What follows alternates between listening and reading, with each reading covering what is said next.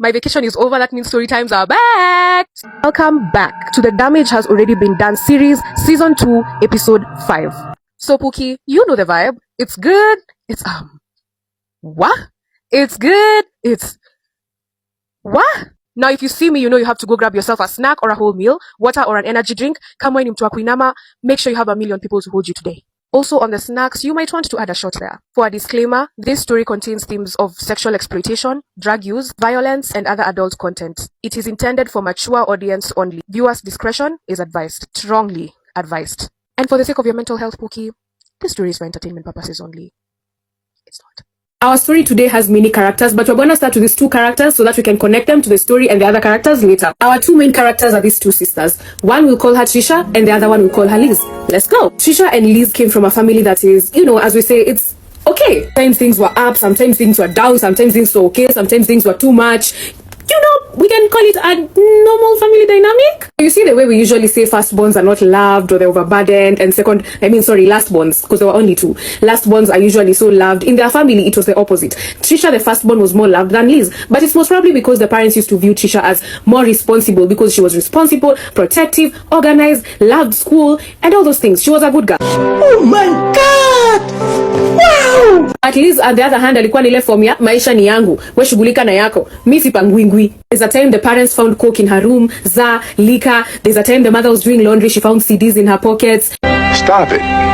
Get some help. So she was just really frustrating the parents. Anaitiwa relatives wakuja wamuongeleshe, hakuna kitu anasikia. There's a time relatives were called in the house and Liz spat on the auntie's face. You gotta give him that hawk too and spit on that thing. Because the auntie was telling her things and Liz is like, you know what, you don't have any right to tell me that, so what are you telling me? So she just on her face. Imefika point that the parents used to hate Liz so much. You could tell. They wouldn't say, oh my God, we love Trisha more than Liz. But you could tell. So amesoma, KCSE, it wasn't that good for her, but it was okay for Trisha. So Trisha had finished her KCSE before Liz. They were apart by 3 years. Trisha did this course and Liz decided to do this course. When Liz was in first year, she was dating this boyfriend who was really not all that. Leave alone Adim Fuko. Even the character itself, no. When Liz was in first year, the sister was in 4th year. Got it? They were both still living at their parents' house. They used to commute to school. So Trisha amejibamba na maisha yake ya uni, Liz amejibamba na maisha yake ya uni. And then one day Liz comes and tells Trisha. Liz says, so today I was at my friend's place. I smelled something in her house and I felt like puking. And yeah, we took a test. I found out I was, say it with me, pregnant. Trisha says, you know our family. Why would girl? She says she can't help with anything. No. She asks Liz, what is your plan? Liz says, I'm keeping it because the person I got it with, I love him so much. Trisha says, girl. Liz says, I have decided. Trisha says, that baby bump is going to grow and dad is gonna know. Liz says, I don't give one shit about dad. So amefanya hizo mambo zao, they never told the parent. Months zimepita, about 4 months. The baby bump starts showing. Dad came to realize and he had just about enough. Is that correct? Of Liz's bullshit. So the dad said, nimefunga macho hivi, nikicount mpaka 3, akipitisha panga chini, swi. When I count up to 3, you better be, I swear you better be out of my house. Or else msichana, utakula nini? Mapanga le, and I'm not joking. Trisha akaingia baridi akasema huku, misikai, huyo, akapack, and she went to her boyfriend's place. She stayed with her boyfriend for about 1 week. They were still communicating with Trisha. Trisha tells her, girl, we don't have money to cater for that pregnancy. Your boyfriend doesn't have, I don't know him, but I know he doesn't have money to cater for that pregnancy. They've stayed, and I think the boyfriend got tired of pretending. He told Liz, you have to get an abortion or else you move out of my house and we're not negotiating. Liz starts saying, I don't have money to do this. We don't have money. We need to save baby. We can buy the baby stuff when the baby is born. Well, the boyfriend say, say no more. I am going to borrow money from my friend. I give you the money and then you go get that abortion. I don't want to hear this. So that's what the man did. Gave Liz the abortion money. Liz got an abortion. Your chapter wakaifunga. Down the line, mind you, when this was happening, Liz had deferred from school because the parents had already said when they were kicking her out, they said they're not catering for her school fee. My friend yeye anaenda kugraduate, amalize shule, apate pepa yake aendelee. Down the line, because they are both comrades, they started having problems of financing. The arguments zilianza kitambo, but they intensified when this man, let's name him Ken, when Ken graduated. Because Ken alikuwa ule msewa, ataki kufanya kazi at all. He's lazy. He's that guy who'll come to you, akwambia maneno sweet words, asks you for money, continues doing that. He's only using you for money. So at times, Trisha used to send Liz money that she would get from the parents or from her 2 jobs that she was doing. Liz gets this money and gives it to Ken. What does Ken do? Does he think of Liz? No. He goes, spends that money with his friend and then comes back. When he comes back to the house, he's coming back drunk and violent and forcing Liz into sexual acts. If Liz doesn't do it, he will threaten to hit her with a bottle. and things like that. So she had to hire. Now here is where we are starting to search for rock bottom. Years were passing by, and as years were passing by, Liz got a job in a salon, and she worked there for long because she had that skill for braiding people's hair. She gets money, gives it to Ken to invest. Ken goes out, drinks, comes back the next time. They're broke. At times they would literally get high, drink alcohol, and sleep on that. Afika Mahali, that salon that Liz was working in had to be closed because the owner wasn't getting enough return of investments. Akawambia, my girls, I'm really sorry, but you have to close this salon. So now Liz was unemployed, and the boyfriend was still unemployed when Liz was working at the salon. Cool. This argument started getting worse and worse and worse. And Ken started telling Liz, that same V8 engine that you used to get kicked out of your house, use it now to make us money. I will use mine, but yours is on which will make us more money. So go. He's asking, Ken, you don't love me, why would you tell me to go do that? Ken is like, kwani tutakula mapenzi tu, swali limenivua heshima. Now wamekaa. And after a while, Ken presented a very weird idea to Liz. Ken tells Liz, I am someone who is social because I go out. So I've met all kinds of people. And I know this couple, which does what? They make explicit videos and they sell it to white people or people abroad. Get a lot of money. They're living in a very nice apartment. There's even that day they hosted a very good party. So nataka wewe wakufunze, you'll be making money and then we invest it somewhere else. And then after some time, it will stop. It babe nikitu short term. Liz says what? Liz says, okay. Ken approaches the couple. Couple says, we will buy you everything. Toys, clothes to entice people, lights, a nice phone, and then you, the first 5 videos that you do and you get paid, you will give us 75% of that money, and that includes your loan, interest. Ken says, okay. The day before those people came to even change the house because they were changing the bed, they were changing the walls, aesthetics to make it look nice. Liz was crying and telling Trisha that she doesn't know what to do. Found a job, but that job will drain her. But hakuambia Trisha ni nini. So Trisha nimwambia aseme, akataka kusema, Trisha akasema, basi wewe sikutamu utaniambia. The couple came, and before they even started teaching Liz how to do her things, Liz was already crying. They're asking her, unalia nini? Unalia nini? Unalia nini? What the fuck?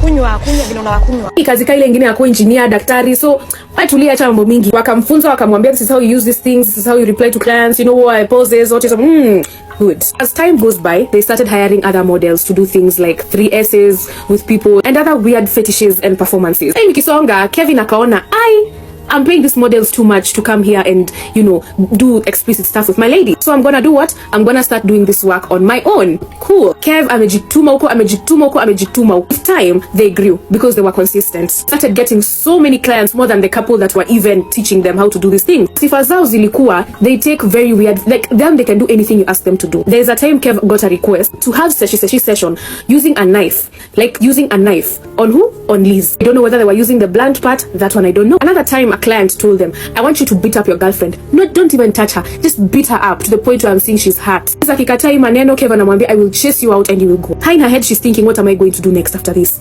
So she does what? She continues doing the action. Another client told her, I want you guys to have sex until you bleed. I don't know what they were doing to bleed. I don't even know how that works, but I hope I've put it well. Another time, they had to slaughter a chicken, spread the blood on the bed. Niggas out here have very weird fetishes. So Liz amengangana, and anytime she was talking to Trisha could see that my sister is actually losing her spark. She doesn't want help. In fact, if you offer to help her, she'll talk to you very badly. So Trisha had to keep her distance. Now let's discover Trisha's life a little bit. Trisha finished uni. She got into a relationship with a very nice guy. She got a job. 2 years down the line after their relationship, she got a baby. They went and talked to the parents. Wakasema dawari wataifanya huko mbele. No, Trisha said she had to leave her clothes on. I don't know if it's the man's side of the family or the woman's side of the family. Show that you're gonna come back and pay dowry, something like that. I don't know. So Trisha ameleo yu mtoto. One day, Trisha decides to call Liz and tells Liz, I want you to tell me the truth. This call had to happen because there's a time they were video calling. Liz kept on nose bleeding. Akitambaa hapa a few minutes, anarudi tena kunose bleed. As her sister started looking old, stressed, nika amekonda sana, now it's becoming a concern more than before. Wameongea. Liz just tells Trisha, this man is abusive. Me ananitesa. A business ya kuuza manguo hapa. Kiuza anachukua pesa, he goes to drink. He doesn't do anything for me. I'm tired. Trisha tells Liz, you need to leave. Umekana huyo mtu since first year till now. Many years have passed. You even look older than me and I'm the firstborn. Life is getting better. Leave. Ameka every time Trisha is checking up on Liz. There's a day Liz told Trisha that she has left that man and she's now renting her own place. But that was a lie. Just because Trisha kept on insisting. Liz alikuwa amechoka na hiyo story, knowing that she can't leave this man because they earn money together. Mind you, time yote Trisha ajawai jua where Liz lives at all. And they started earning money properly. They moved to a new apartment. Old apartment, Trisha hakuwa anajua. Hiyo new apartment pia Trisha hakuwa anajua. And Liz told Trisha that she left this man. Trisha was so happy. Akamwambia, let's go out, have lunch. Let's go out, talk, girl. Let's just reunite. It's been so long of you hiding yourself. And Liz was hiding herself because of what? She did not want her sister to see those bruises or what she actually does. Job-wise, that is. Because now she would have to explain and her sister would not take domestic violence only. Wamepatana, wamekula lunch. At times, Liz would invite Trisha to her place. At times, Trisha would also invite Liz to her place. But Trisha akikuja kwa hiyo nyumba, Liz used to cleanse everything. You already know there's a man living there. Alikuwa anachochea, oh mara now I have a rich boyfriend paying for this apartment. I'm doing this, now I'm doing that. So Trisha is like, okay, wameenda, wamepatana, wamejua mali ameishi, kila kitu iko sawa sasa. Since the boyfriend akienda alikuwa anarudi huko late, alikuwa na haraka, cool. Now tusonge mbele kidogo tu. 4 years down the line, when Trisha's baby was 4 years old, and her husband wanted to travel. And Trisha's house help alikuwa ameenda, alifukuzwa, acha si kuenda, alifukuzwa juu ya kuiba vitu. These guys were not comfortable leaving this kid with the babysitter. If they traveled with the kid, ingekuwa stress more. So Trisha tells the husband, let me leave the baby with my sister. Husband is quite uncomfortable, but sasa bibi yake ameinsist, akasema sawa. The previous day, alimdrop kwa Liz. Akaa kidogo fiti. That evening, Kev came back home. And when he came back home, he was on the phone talking to someone like a white person because the voice ilikuwa na an accent. In the background, there was the kid who was playing. Now Kev alienda kujifungia kwa room. Liz couldn't hear what Kev was saying at that time. Next day, Liz had to go make her hair because Kev only used to give her money enough for her hair and for maintaining her beauty because of the camera. Takishatoka kwa camera hadi ashukwe the glow was over. The next day, Liz goes to the salon and leaves the baby with Ken. Car salon till 9 p.m. when she came back to the house, found bottles of vodka or alcohol just broken. The house was smelling like strong. The house had 2 bedrooms. And a bedroom ingine mali wanaekanga equipments zao, hapati Kev. Akaenda kwa main bedroom, anapata the baby and Kev in the bed, but Kev was blacked out. This 4-year-old had hand marks here. Like, you know the way someone can squeeze you so tightly that they leave their hand marks. When someone chokes you, that they leave those choke marks on the hand. That's how the baby's body was looking. Like he was trying to squeeze her in the bed. At that time, the baby was unconscious, partially naked because her dress was lifted up. The camera had been set, but the show was over. Kev hadi ukimtap hakuwa anasikia. Now Liz was panicking and she called the sister. Told the sister, something really bad has happened to your daughter. I think she has been raped by my boyfriend. The sister says, what do you mean your boyfriend? He told me you're not living with him anymore. The conversation was long, full of shouting and insults. Bottom line is the sister was very, very pissed. Ani lenye hadi anaweza dunga Liz kisu. Liz complaining, Liz is shouting, Liz is screaming, I don't know what to do. Amki. On the phone. Liz akwa hapa anajiexplain. Liz kwa najua kazi inafika hapa. I never knew this is what he does to me. He literally inserts knives inside me, inserts bottles, inserts roll-ons, he inserts boiled eggs inside me. I never knew it can reach here. I don't know what to do. Liz is telling her, call an ambulance. Liz is panicking. At that time anashout, Kev anaamka. At that time, Trisha and her husband never had a car. Waliwako wakijaribu kutafuta means of transportation ni ngumu sana. Trisha had to call her friend, tell her friend, any place fulani, please check on my daughter, something really tragic has happened. And now on the other side, he was waking up. He had Liz on a phone call. This was before Trisha called her friend. He came, hit Liz on the head with a bottle, choked her, picked her up with her hair, and started banging her head on the wall. At this time, bado Trisha hakuwa amehang up, so she's hearing everything. Kev hadi hakuwa kwa simu. Amebang kichwa kwa wall, amemwangusha, and he continues choking her. So when the friends were on their way, they also called an ambulance to come. When they got there, the baby was still alive. Ken wasn't there. Liz was unconscious. Liz akikimbishwa kwa hosi, alikufa on the way. The baby na yeye alikuwa ICU. Kisha walifika huko the next day. Later that afternoon, the baby passed away. Kev alitafutwa na polisi, akashikwa. Till this date, he's still in prison. Trisha and her husband got divorced, so Trisha is still living alone till this date. Liz got a very shady burial from the family. It wasn't ile kitu utasema acha tuweke harambe. Trisha had covered for her baby's burial together with her husband. She says right now she can't even engage in a relationship or even have a baby or even get pregnant. Even when she sees a pregnant woman, she still gets traumatized. Yo, guys, I'm sorry I can't continue from here. See you guys on the next episode of The Damage Has Already Been Done, and that is episode 6. I will be uploading on YouTube this week and also Spotify. Finally, I've arranged my schedule. Bye guys, and I love you so much. Mwah.